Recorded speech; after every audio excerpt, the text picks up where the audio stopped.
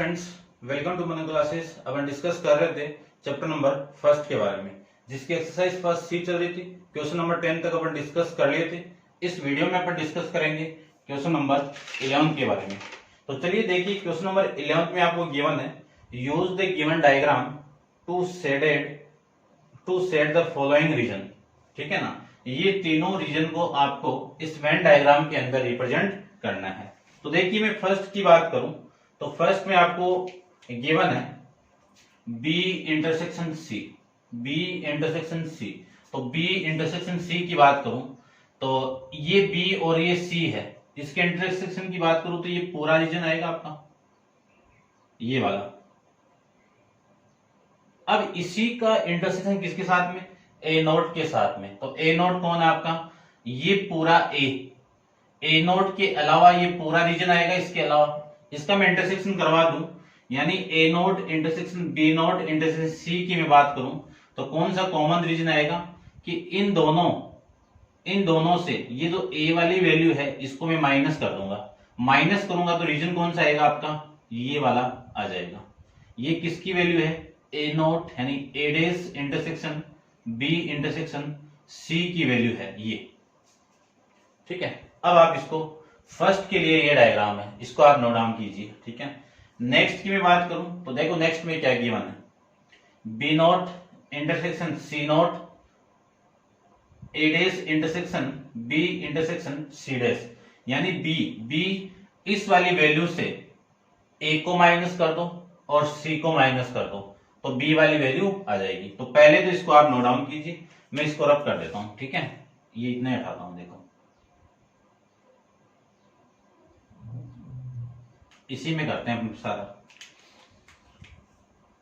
ये आपका पहला जो डायग्राम था वही है, वापिस अभी ये लीजिए, ए बी सी है। अगले ने बोला बी ए नोट के साथ यानी ए डेस के साथ इंटरसेक्शन और सी डेस के साथ इंटरसेक्शन। बी आपकी ये वैल्यू है, इसमें से ए वाली वैल्यू माइनस कर दूंगा तो ये जो पार्ट है कौन सा माइनस हो गया आपका? ये वाला पार्ट आपका माइनस हो गया इतना, यानी ए को आप माइनस करते ही ये वाली वैल्यू आपकी माइनस हो गई। उसके बाद में सी डेस को आप माइनस करोगे, यानी सी की वैल्यू को आप, सी डेस का मतलब कि सी को माइनस करना, यानी सी वाली वैल्यू नहीं है तो ये सी की वैल्यू आप माइनस कर दो। तो देखो ये वाली वैल्यू इसने माइनस करवा दी और ये सी वाली वैल्यू डेस सी डेस ने माइनस करवा दी, तो रिमेनिंग पार्ट कौन सा मिलेगा आपको? ये वाला रिमेनिंग बच जाएगा आपका। ये लीजिए। ठीक है, ये आपका सेकंड का वेन डायग्राम में शेडेड रीजन आ जाएगा। फिर मैं बात करूं ये वाली, तो सबसे पहले इसको समझने के लिए इसके बारे में समझना आपको कि A intersection B intersection C की वैल्यू कौन सी है, यानी तीनों सेट के अंदर तीनों का कॉमन पार्ट कौन सा है? तीनों का कॉमन पार्ट ये वाला है, यही है ना।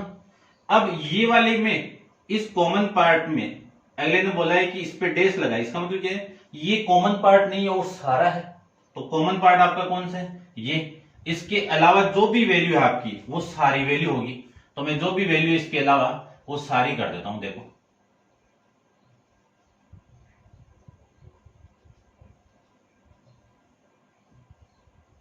ये लीजिए, ये तो इसमें ए वाली वैल्यू होगी, इंटरसेक्शन यानी तीनों का कॉमन पार्ट आपको उठाना है।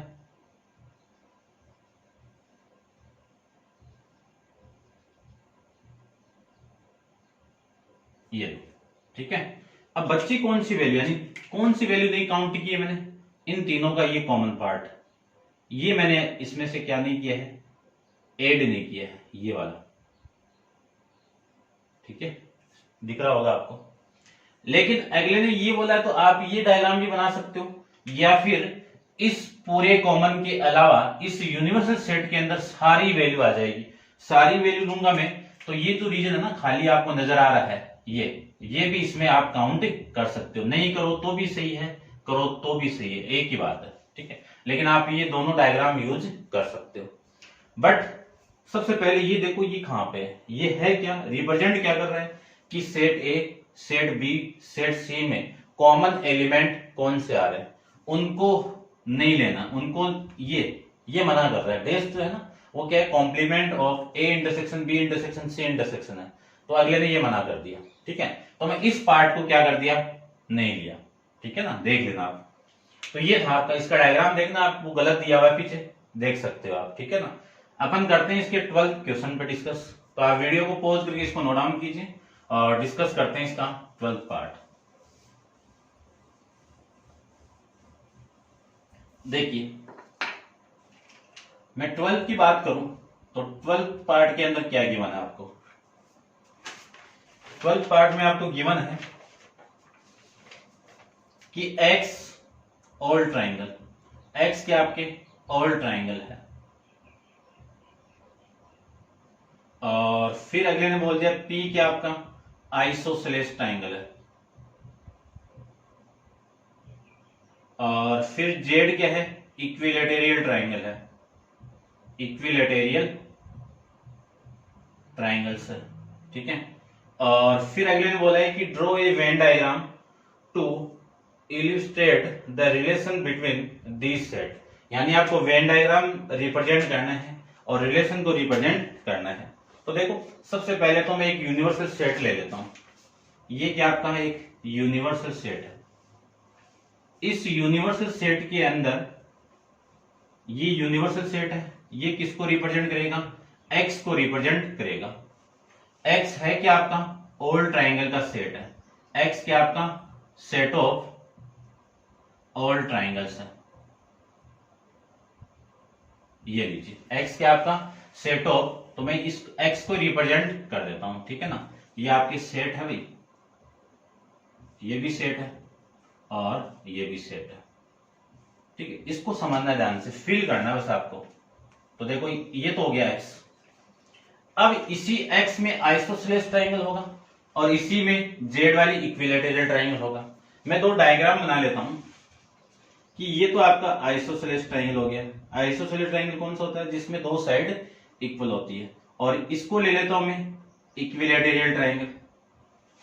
इक्विलैटेरल ट्राइंगल में तीनों साइड क्या होती है, इक्वल होती है। अब देखो, इस आइसोसेलेस ट्राइंगल को आप कह सकते हो क्या इक्विलैटेरल ट्राइंगल, नहीं कह सकते, लेकिन आप इक्विलैटेरल ट्राइंगल को आइसोसेलेस ट्राइंगल कह सकते हो। तो जितने भी इक्विलैटेरल ट्राइंगल होंगे वो सबसेट होंगे किसके, आपके इसके।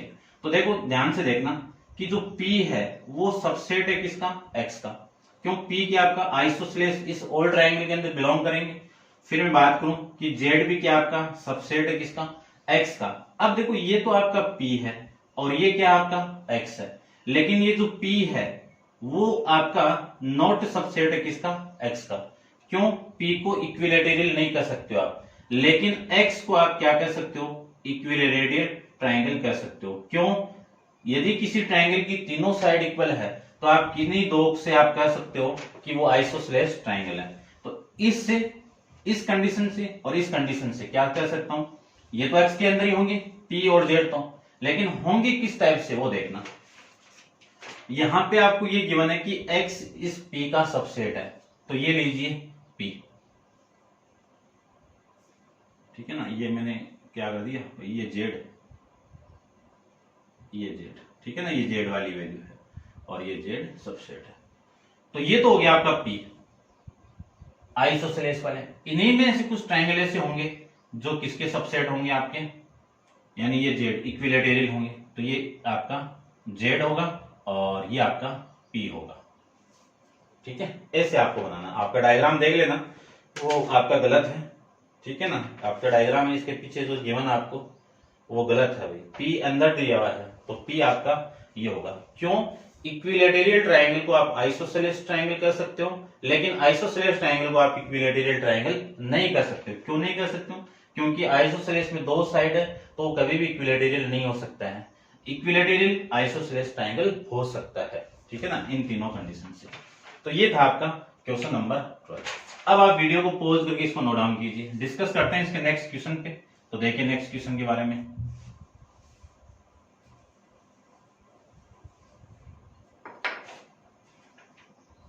नेक्स्ट क्वेश्चन के अंदर क्या गिवन है आपको, क्वेश्चन नंबर 13 में आपको गिवन है कि draw a Venn diagram to show relationship between the following set. एक यूनिवर्सल सेट है, इसको आपकी बुक में ऐसे भी रिप्रेजेंट किया है। ये क्या है? सेट ऑफ ऑल क्वाड्रिलेटरल है।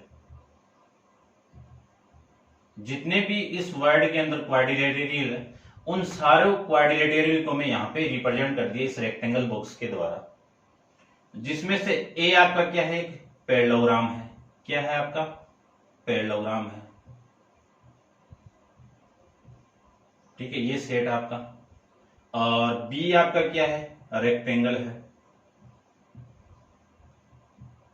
बी आपका क्या है? रेक्टेंगल है।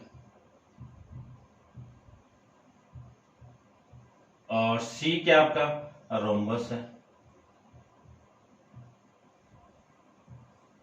रोम्बस।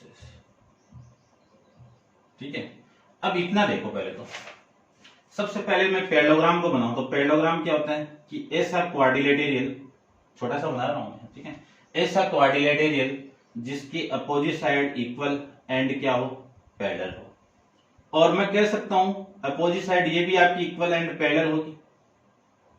ठीक है, तो ये जो जितने भी हैं, जिसमें से रेक्टेंगल क्या आपका? अपोजिट साइड आपकी क्या है? इक्वल होती है, इक्वल। तो ये तो पैरेललोग्राम है, इसी का एक बेस प्रॉपर्टी होगी।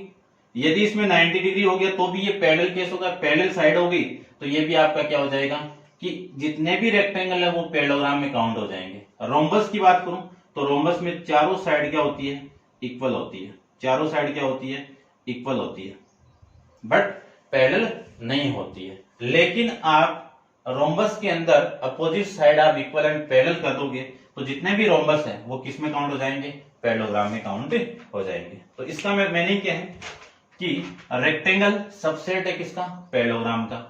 और रोम्बस किसका सबसेट है? इस पैरेललोग्राम का सबसेट। लेकिन रेक्टेंगल और रोम्बस के अंदर दोनों कभी भी इक्वल केस नहीं बनाते हैं, कि कभी भी आप रोम्बस को रेक्टेंगल नहीं कर सकते हो। कब कर सकते हो? जब उसकी एंगल 90 डिग्री आ जाए, तब उसको आप कह सकते हो ये क्या आपका? रेक्टेंगल है। लेकिन आप पैरेललोग्राम कह सकते हो। क्यों? चारों साइड इक्वल है तो इसमें अपोजिट साइड इक्वल होगी ना, उस कंडीशन में। चलिए इसका मैं डायग्राम बनाऊं तो देखो, सबसे पहले तो आपका यूनिवर्सल सेट ये लीजिए। ये क्या आपका? क्वाड्रिलेटरल वाला सेट है। ये किसको रिप्रेजेंट कर रहा है? क्वाड्रिलेटरल को। ठीक है ना।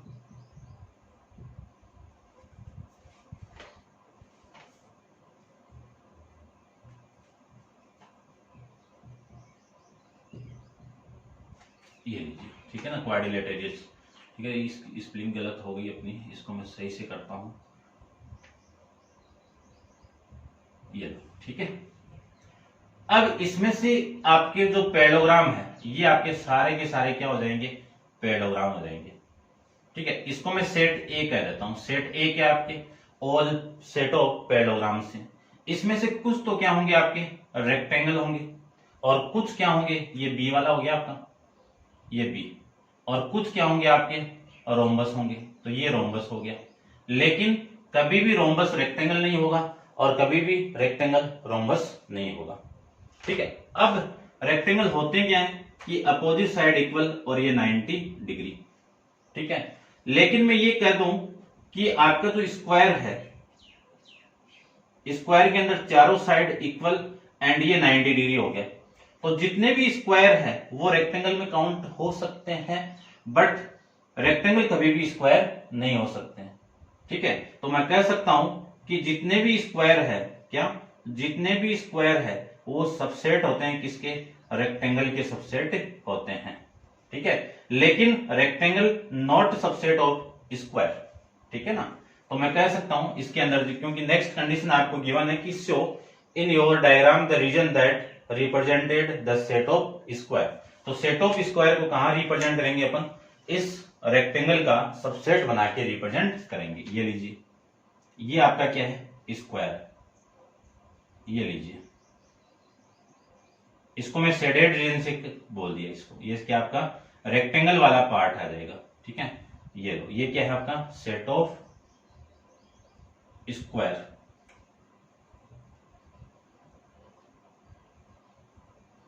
ये लीजिए, ठीक है, ऐसे आप इसको रिप्रेजेंट करोगे। क्लियर बात। लेकिन ये डेफिनेशन आपको आती है तभी आप कर पाओगे, अदरवाइज आप करके नहीं कर पाओगे। नेक्स्ट देखिए क्वेश्चन नंबर 14 के बारे में डिस्कस करते हैं। वीडियो को पॉज करके आप नोट डाउन कीजिए, डिस्कस करते हैं इसका क्वेश्चन नंबर 14।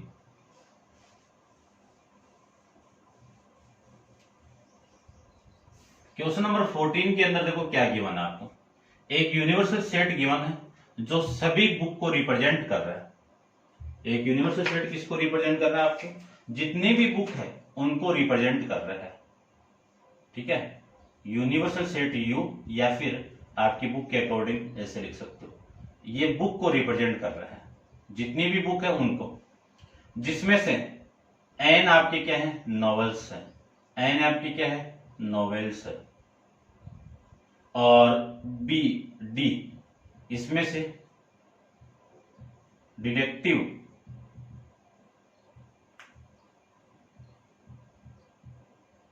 नॉवेल्स आपकी कुछ है। ठीक है, अब देखो यूनिवर्सल सेट तो आपका ये हो जाएगा, कौन सा? यू। ये किसको रिप्रेजेंट करेगा? आपकी बुक को रिप्रेजेंट करेगा। तो बुक वाले को मैं बी भी लिख सकता हूं, बुक वाले सेट को मैं बी से रिप्रेजेंट कर दिया। ठीक है, इन्हीं बुक में से नॉवेल्स होंगे, तो ये सारी बुक है, इसमें से आपके कुछ क्या होंगे? नॉवेल्स होंगे। ये लीजिए नॉवेल्स, ये आपकी टोटल नॉवेल्स है। अब इसमें डिटेक्टिव भी होंगे और नॉन डिटेक्टिव भी होंगे। तो आपको तो डिटेक्टिव केस दिया हुआ है, तो इस एन में से कुछ, यानी जितने भी हैं इनमें से कुछ होगी, कौन होगी? आपकी डिटेक्टिव होंगी। ठीक है, इसको डी बोल दिया अगले ने, ये लीजिए, ये डिटेक्टिव वाला पार्ट है। ठीक है, इसको तो मैं देखो, इसको तो एन कह देता हूं। ठीक है ना, ये टोटल, या फिर इसी को कर देता हूं, ये लीजिए एन, और ये डिटेक्टिव पार्ट। ठीक है, इतना आपको इसमें, क्योंकि टोटल नॉवेल्स में से डिटेक्टिव नॉवेल्स को आपको बताने हैं, तो टोटल नॉवेल्स तो ये हो गई और डिटेक्टिव नॉवेल्स इसके अंदर होगी। क्यों?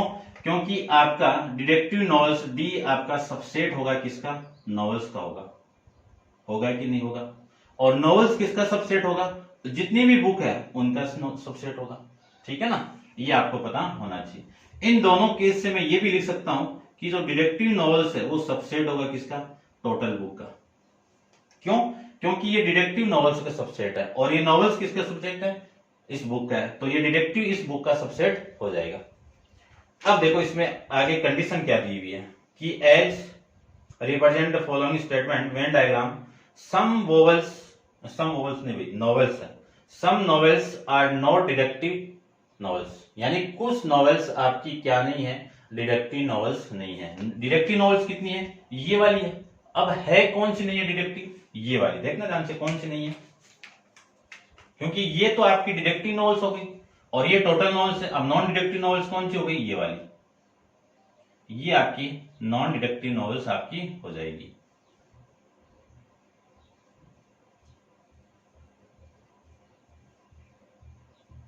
ये हो जाएगा आपका इस क्वेश्चन का आंसर। ठीक है, तो ये था आपका क्वेश्चन नंबर 14 के बारे में। अब आप वीडियो को पॉज करके इसको नोट डाउन कीजिए और डिस्कस करते हैं इसका नेक्स्ट क्वेश्चन, क्वेश्चन नंबर 15 के बारे में। क्वेश्चन नंबर 15 को देखिए। क्वेश्चन नंबर 15 में आपको गिवन है